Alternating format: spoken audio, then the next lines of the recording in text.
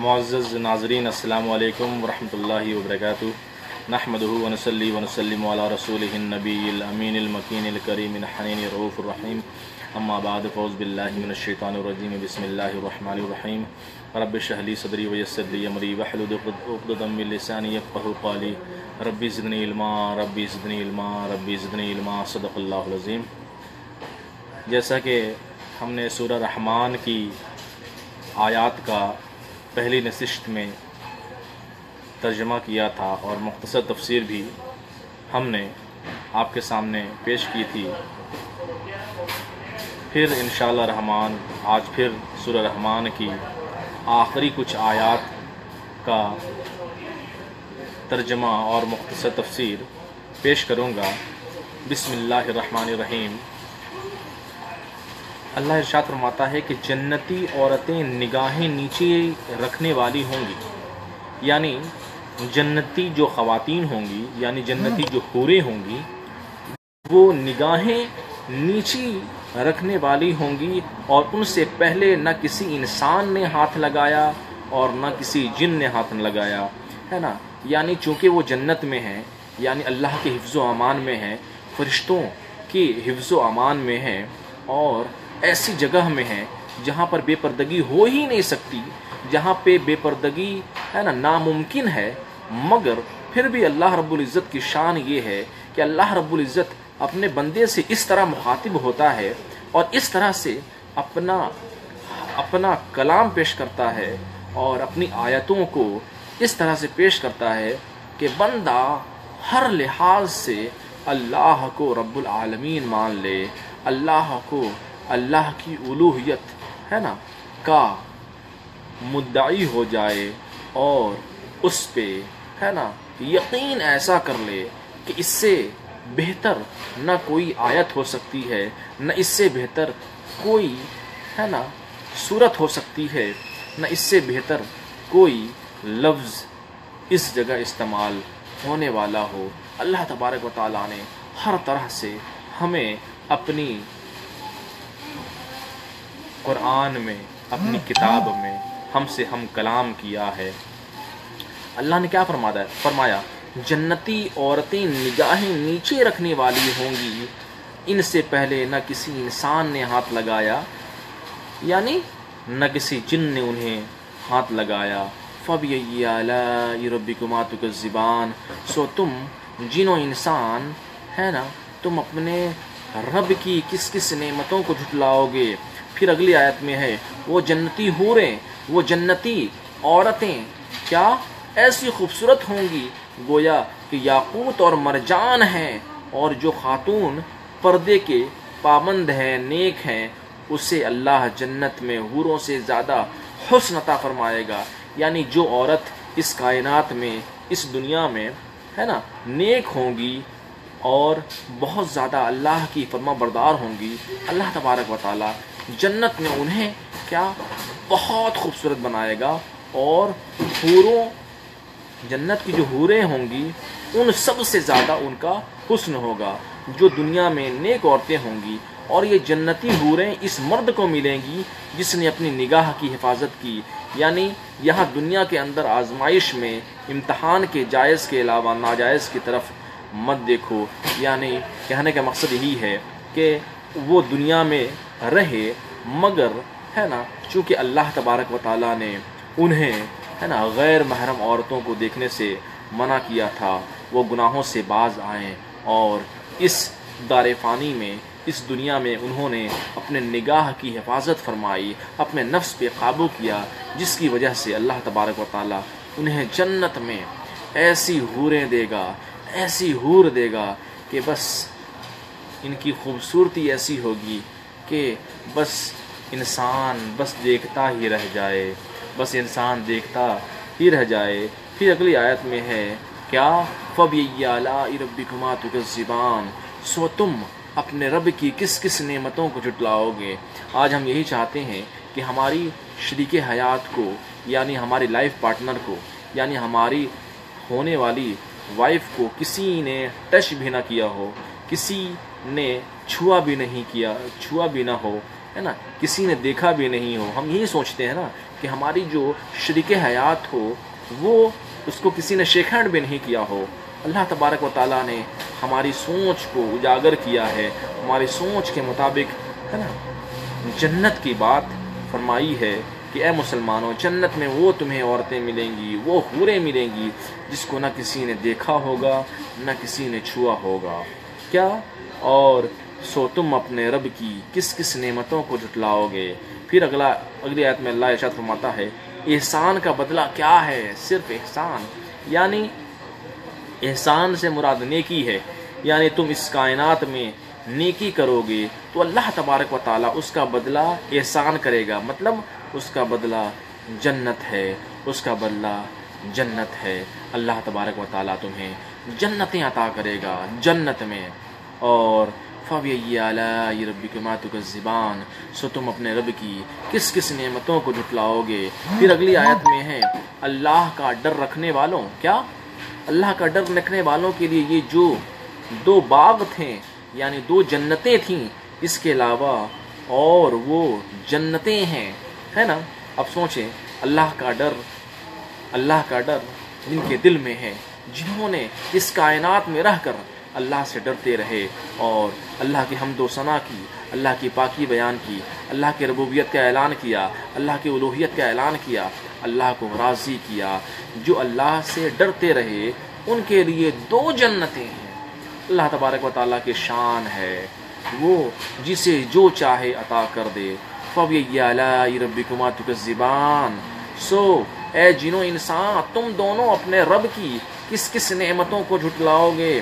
اور یہ دونوں باغات، یہ دونوں جنتیں اتنے گھنے ہیں کہ وہ سیاہی مائل ہیں، یعنی بہت زیادہ ان میں درخت ہیں، بہت زیادہ ان میں درخت ہیں. فَبِأَيِّ آلَاءِ رَبِّكُمَا تُكَذِّبَانِ، سو تم اپنے رب کی کس کس نعمتوں کو جھٹلاؤ گے. اور ان دونوں باغات میں ابلنے والے اچھلنے والے چشمے ہیں. اب سوچیں اللہ کی شان کیا ہے. اللہ نے کیا فرمایا کہ ان دونوں باغات میں یعنی دونوں جنتوں میں کیا ابلنے والے اچھلنے والے چشمے ہیں. اب سوچیں وہ اللہ کی شان ہے کہ زمین سے چشمہ نکلے گا، ہے نا. شہد کی نہریں ہوں گی، دودھ کی نہریں ہوں گی، شراب طہور کی نہریں ہوں گی، ہے نا. وہ اللہ تبارک و تعالیٰ وہ ہمیں عطا کرے گا. تو اللہ نے کیا فرمایا کہ ان دونوں باغات میں ابلنے والے اور اچھلنے والے چشمے ہیں. پھر اللہ فرماتا ہے فَبِأَيِّ آلَاءِ رَبِّكُمَا تُكَذِّبَانِ، سو تم اپنے رب کی کس کس نعمتوں کو جھٹلاؤ گے. اے جنو انسان، اے گروہ انسان، سو تم دونوں اپنے رب کی کس کس نعمتوں کو جھٹلاؤ گے. پھر اگلی آیت میں ہے نا، یعنی ہم تو جنت کا ذکر کرتے ہیں کہ جنت کیسی ہوگی، ہم سوچ بھی نہیں سکتے، یعنی ہماری تصور سے بالا تر ہے. یعنی جو چیزیں ہم دیکھتے ہیں، بڑی بڑی عمارتیں دبئی میں، قطر میں، نیو یارک میں، ہے نا، فرانس میں، پیرس میں، یعنی بڑی بڑی شیشے کی عمارتیں ہم جو دیکھتے ہیں، جو آسمان سے باتیں کرتی ہیں، وہ بھی کچھ نہیں ہے. اللہ تبارک و تعالیٰ جو ہمیں جنت میں عطا کرے گا اس کی کوئی مثل ہی نہیں، اس کا کوئی ایک حصہ بھی اس کائنات میں نہیں. اللہ تبارک و تعالیٰ کی ساری تعریفیں ہیں. تو اللہ نے کیا فرمایا اگلی آیت میں؟ اللہ ارشاد فرماتا ہے ان دونوں باغات میں قسم قسم کے میوے ہیں، پھل ہیں، اور خاص طور پہ کھجور اور انار ہیں، کھجوریں ہیں اور انار ہیں. سو تم اپنے رب کی کس کس نعمتوں کو جھٹلاؤ گے. پھر اگلی آیت میں ہے کہ ان باغات میں جنتی عورتیں ہیں، یعنی حوریں ہیں، اور اچھی عادت والی یعنی انتہائی خوبصورت ہیں، ہے نا. تو جب ہم نکاح کرتے ہیں اس کائنات میں، جب ہم نکاح کرتے ہیں تو ہم کیا دیکھتے ہیں کہ حسن دیکھتے ہیں، مال دیکھتے ہیں، خاندان دیکھتے ہیں، اخلاق دیکھتے ہیں. تو سب سے بڑی نعمت اللہ کے رسول صلی اللہ علیہ وسلم نے ارشاد فرمایا کہ اس کائنات میں سب سے بڑی جو نعمت ہے وہ اچھی بیوی ہے. یعنی کسی کے شریک حیات اگر اچھی مل جاتی ہے تو وہ اس کی سب سے بڑی نعمت ہے. اس کائنات میں مال، دولت، عزت، شہرت یہ سب نہیں، یہ سب تو فانی ہے، یہ سب تو ختم ہو جانے والی چیز ہے. کیا مگر ایک چیز ہے، اللہ کے رسول صلی اللہ علیہ وسلم نے فرمایا کہ سب سے بڑی نعمت جو اس کائنات میں ہے وہ کیا ہے؟ وہ ہے وائف، اچھی نیک اور پارسا عورت۔ اور فَبِأَيِّ آلَاءِ رَبِّكُمَا تُكَذِّبَانِ، سو تم اپنے رب کی کس کس نعمتوں کو جھٹلاؤ گے۔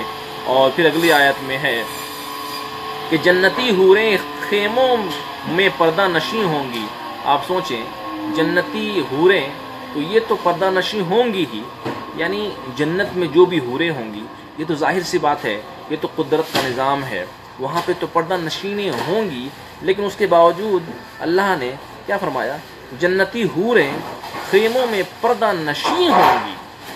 سوچیں، یعنی اتنی زیادہ پاکی اور اتنی زیادہ ہے نا اللہ تبارک و تعالیٰ نے شفاف اور نیکی، اور اللہ تبارک و تعالیٰ نے اتنی بڑی عظمت کی بات کی ہے کہ ہم سوچ بھی نہیں سکتے ہیں کہ مسلمانوں کے حوالے سے اللہ تبارک و تعالیٰ نے کئی مرتبہ ہے نا سورہ رحمان میں حوروں کا ذکر کیا ہے کہ حور جو ہیں وہ ہے نا ان کو حوریں عطا ہوں گی، اس کے بعد وہ بہت خوبصورت ہوں گی، ان کو کسی نے نہیں دیکھا ہوگا، نہ کسی نے چھوا ہوگا، اور پھر ہے نا خیموں میں ہوں گی، پردہ نشین ہوں گی۔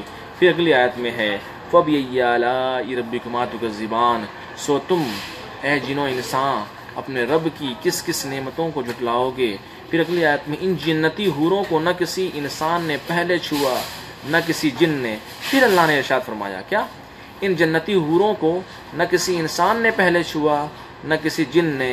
فَبِأَيِّ آلَاءِ رَبِّكُمَا تُكَذِّبَانِ، سو تم اپنے رب کی کس کس نعمتوں کو جھٹلاؤ گے۔ پھر اگلی آیت میں ہے تکیہ لگائے ہوئے جنتی ہوں گے، یعنی جنتی کے بارے میں اللہ تبارک و تعالیٰ نے ارشاد فرمایا کہ جنتی تکیہ لگائے ہوئے ہوں گے اور سبز قالینوں اور خوبصورت ہے نا چاندنیوں پر بیٹھے ہوئے ہوں گے۔ تو سوچئے، یعنی سبز ہری قالین بچھی ہوئی ہوگی اور یعنی چاندی کی جیسی جو ہے وہ چمکتی ہوئی قالین پر وہ بیٹھے ہوئے ہوں گے۔ فَبِأَيِّ آلَاءِ رَبِّكُمَا تُكَذِّبَانِ، سو تم اپنے رب کی کس کس نعمتوں کو جھٹلاؤ گے۔ اور آخری آیت میں ہے آپ کے رب کا نام بڑی برکت والا ہے، آپ کا رب بڑی عظمت و عزت والا ہے، یعنی اللہ رب العزت نے اپنے شان کو بیان کیا ہے کہ اللہ کا رب کا نام جو ہے وہ بڑی برکت والا ہے اور آپ کا رب بڑی عظمت و عزت والا ہے۔ تو سورہ رحمان کا جو ہے مکمل ترجمہ ہو گیا، اور سورہ رحمان کی فضیلت میں یہ ہے کہ سورہ رحمان جو ہے وہ قرآن کی دلہن ہے۔ تو اللہ تبارک و تعالیٰ نے سورہ رحمان کی بڑی فضیلتیں بیان فرمائی ہیں، اور جب سورہ رحمان جب آپ پڑھتے ہیں تو بہت مزہ آتا ہے، کیونکہ اس میں اللہ تبارک و تعالیٰ نے ہے نا کثیر مرتبہ ہے نا فَبِأَيِّ آلَاءِ رَبِّكُمَا تُكَذِّبَانِ کا ذکر کیا ہے، اور یہ ارشاد فرمایا ہے کہ اے جن و انسان تم اپنے رب کی کس کس نعمتوں کو جھٹلاؤ گے، یعنی اللہ تبارک و تعالیٰ نے ہمیں ہے نا کیسے اس کائنات میں اشرف المخلوقات بنایا اور دنیا کی تمام تر چیزیں ہمیں عطا فرمائیں، ہمیں دیکھنے کے لیے آنکھ دی، ہمیں سننے کے لیے کان دیے، اس کے بعد جو ہے بولنے کے لیے زبان دی، اور جسم کے ہر اعضاء، جسم کے ہے نا ایوری پارٹس آف باڈی ہمیں پرفیکٹ بنائے، اس میں کسی طرح کی کوئی بھی خامی نہیں کی، مگر ہم جو ہیں ہم جھٹلاتے رہتے ہیں، یعنی ہم اللہ کے ذکر سے غافل ہیں، ہم اللہ کے 5 بنیادی جو اسلام کے پلرز ہیں ان سے ہم ہے نا بہت زیادہ جو ہے پیچھے ہیں اور بھولے بھٹکے ہیں۔ تو اللہ تبارک و تعالیٰ نے اس پوری صورت میں ایک آیت ہے نا تقریباً ہے نا 41 بار جو ہے کا ذکر کیا۔ کیا؟ فَبِأَيِّ آلَاءِ رَبِّكُمَا تُكَذِّبَانِ، سو تم اے جن و انسان تم اپنے رب کی کس کس نعمتوں کو جھٹلاؤ گے، یعنی اللہ تبارک و تعالیٰ نے ہر چیز تمہیں عطا کی، اس کے باوجود تم اللہ کے محبوب بندوں میں شمار نہیں ہوتے ہو، تم اللہ کی نافرمانی کرتے ہو، تم اللہ تبارک و تعالیٰ کی بارگاہ میں رجوع نہیں کرتے، تم اللہ تبارک و تعالیٰ کی بارگاہ میں توبہ نہیں کرتے۔ اللہ تبارک و تعالیٰ سے ہم یہی دعا کرتے ہیں، اے باری تعالیٰ ہمیں اپنا شکر گزار بنا، اپنا شکر گزار بندہ بنا، اپنا محبوب بندہ بنا، اور اے باری تعالیٰ ہم اپنے رب کی نعمتوں کو نہیں جھٹلاتے۔ ہم کیا کہیں گے؟ اے باری تعالیٰ ہم تیری رحمتوں کو نہیں جھٹلاتے، اے باری تعالیٰ ہم تیری رحمتوں کو نہیں جھٹلاتے۔ ہم ایسے بنیں کہ ہم یہ کہیں کہ اے باری تعالیٰ ہم سے گناہ ہو گیا، ہم سے خطائیں ہو گئیں، اے باری تعالیٰ ہمیں معاف کر دے، اور ہر وقت تیری حمد و ثنا میں، تیری پاکی بیان کرنے میں ہمارا وقت گزرے۔ اللہ تبارک و تعالیٰ ہمیں علم سے زیادہ عمل کرنے کی توفیق عطا فرمائے۔ اے باری تعالیٰ ہمیں کہنے اور سننے سے زیادہ عمل کرنے کی اور اس کو دوسروں تک پہنچانے کی توفیق عطا فرمائے۔ وآخر دعوانا ان الحمد للہ رب العالمین۔